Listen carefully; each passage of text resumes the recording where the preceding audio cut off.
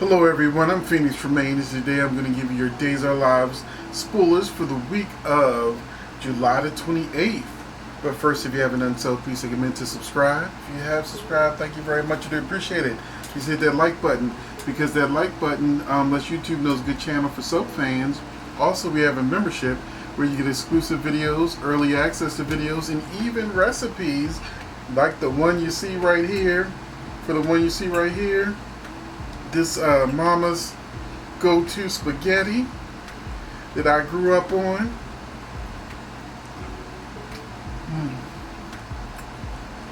That's right. It's in the membership as an exclusive video. I would love for you to try this recipe.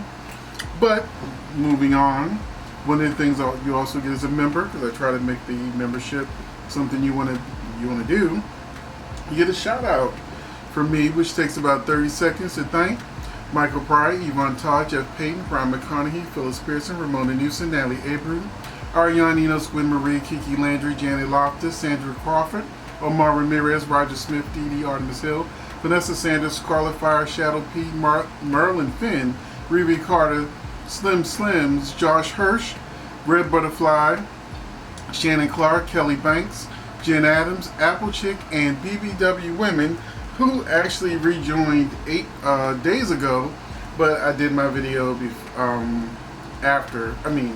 before she rejoined. So thank you all for being part of the membership. Once again, you're going to have to try this spaghetti recipe. And we're moving on to our Days of Our Lives. Okay, I'm hungry. I'm hungry. So let me get through this, because I'm not only going to just give you the spoilers for Days of Our Lives, I'm also going to tell you my reaction to the daytime Emmys and how they really screwed over Days of Our Lives this year. So we're going to begin with Monday, January 28th. Tempers flare between EJ and Chad. Kate drops a bomb on Gabby and Jake. Kristen pens a revealing letter. Ava helps Nicole get closer to the truth. Then on Tuesday, June the 29th, Kate blasts Jake and Gabby. Paulina squirms and Chanel talks about her plan for the bakery. Sammy and Lucas argue about EJ. Eli keeps a secret from Lonnie. Wednesday, June 30th, Lonnie confronts Paulina about what she's keeping from Abe. Philip squares off against Brady and Sean. Torn between Philip and Brady, Chloe seeks counsel from Belle. Rafe receives advice about his love life from an unlikely source. Then on Thursday, July 1st, we begin July sweeps. So things are going to be kicking into high gear, such as the return of Sierra. So on Thursday, July 1st, Chanel and Eli struggle to keep their secret from Lonnie. Claire and Allie find a dead body in the lake. Ben dreams of Sierra, which is her return. And Gwen finally confides in Xander. And then on Friday, July 2nd, Lonnie and Eli anniversary party is interrupted by shocking news. So I think this is when Paulina gets exposed. Gwen is put on the hot seat. Theo returns for a special occasion. Ben is heartened to find Sierra waiting for him at home. He just don't know that she's there because he won't sign the divorce papers, so she came in person to get those divorce papers signed. Now we're going to go to the bulk spoilers. Tony keeps the peace between his brothers. Gwen and Xander cannot help but bond. Ben has a premonition of sorts, which is the dream. Sammy tries to take action. Kristen needs to get her note to EJ. Rafe is torn and talks to Eli. Lucas so needs to stay sober. Jake has a bargaining chip, but Kate suddenly seems to be against him. Philip clashes with Sean and Brady. Chad and EJ have a big blow up. Katie believes.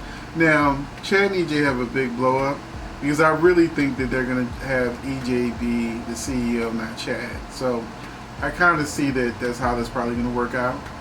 Katie believes she has won. Kate believes she has won. She has a moment, but she also loses because, she loses whatever she had with Jake, even a friendship. And Gabby's kicking her out the mansion. So it doesn't say that, but I think for the spoilers for next week, which the members get a week in advance, she goes to Roman and asks him for a place to stay above the pub or whatever. So yeah, she's getting kicked out the mansion. Ben meets up with Sierra. There's a happy anniversary for Lonnie and Eli. Eli and Chanel are party planning partners. So Eli and Chanel aren't sneaking around together, but they're playing this party for Lonnie. But a certain someone is not supposed to know, which is Lonnie. Lonnie discovers Paulina's deep deceit, all because of a business call. Belle advises Chloe. Phil believes he is about to get lucky because I read that Chloe actually chooses Philip. Philip believes he's about to get lucky. Theo is back for a big family event. The party gets interrupted. Someone is found in the lake. We all know who it is. It's the Dr. Snyder. Trip, Allie, Ben, and Claire get creeped out because they find the body. Eli now has a new mystery on his hands. Who did it? We all know who did it. It was an accident. So many secrets are about to come out because it's July sweeps.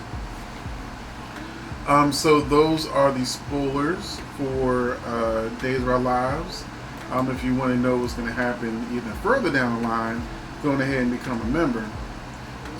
Or wait till next week when I reveal everything to everyone. So we're going to go to the Daytime Emmy Awards. And before I move on to that, can we all agree the whole Snyder storyline is stupid? I thought that Xander was going to accidentally cut him, or he was going to pull away and fall and hit his head like they always do in soap operas. I did not know he was going to have a heart attack.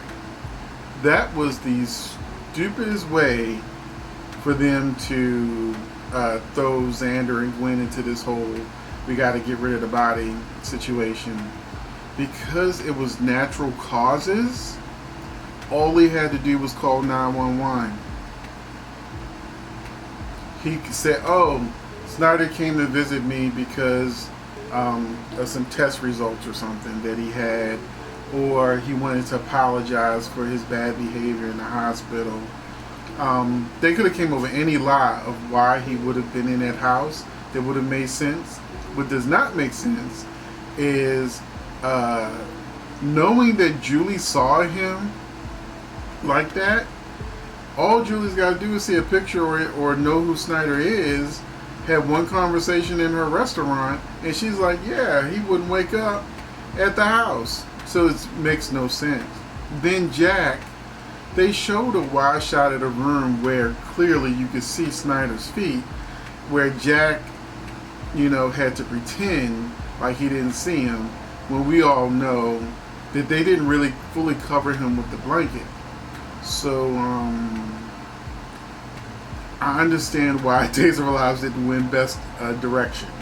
Because whoever directed that scene should have known better. And if not them, the editors should have caught it. We should have never seen that wide shot.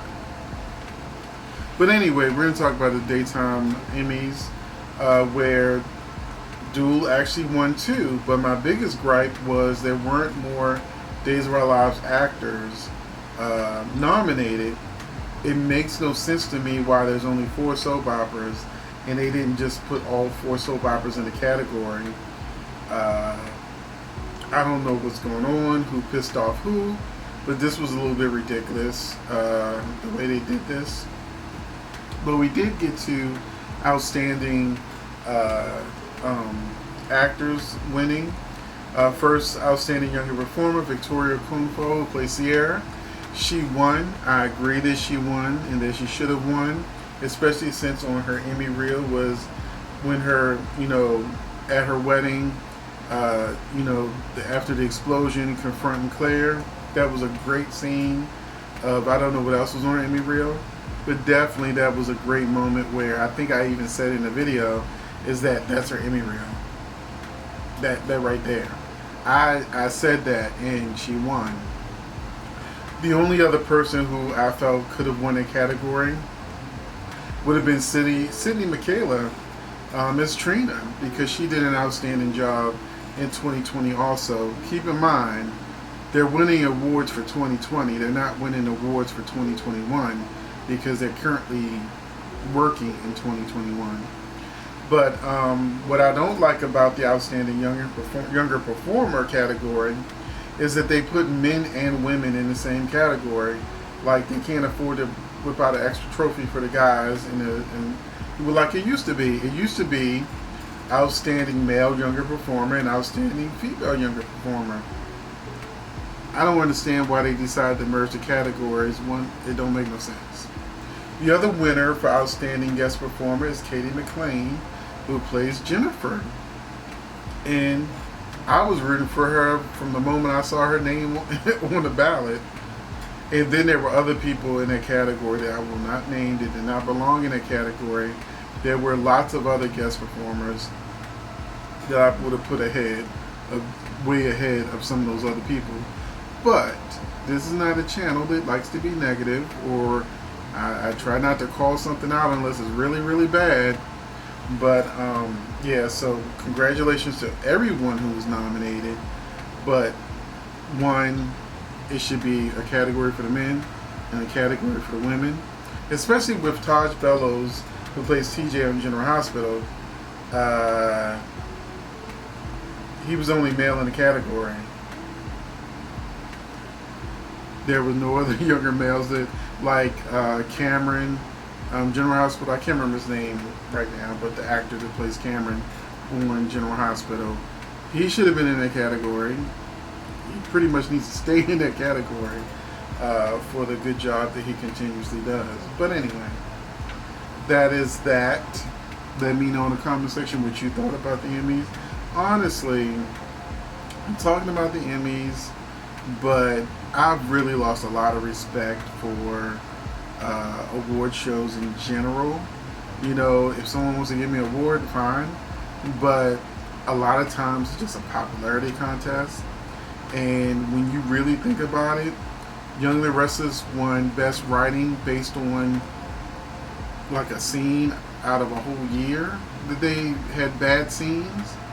So you've got people who don't watch soaps voting on soaps based on scenes, and also, you know, they recognize a name. Oh, just like when Meryl Streep wins everything, even when, you know, she's a great actress. But at the same time, there's people that don't even look at the movie she's in. They just go, oh, Meryl Streep, I know her. You know, I know she was good. I don't have to see the movie. That's how much BS these shows this can be. But the reason why we get into them is because the public in general put so much into the people who win, even though they also may not be watching the shows either. And then fans want their favorite characters, their favorite actors, their favorite shows to be recognized. So the best way you can recognize them is just continue to watch them, tweet, you know, and just be a good fan. But we get stuck with these politics. And it seems like Days of Our Lives was on the wrong end of the political spectrum this year. So thank you for watching. I will see you in the next video. And go on ahead and check out, become a member if you're not already, and go check out my my mama's, may she rest in peace, Go To Spaghetti.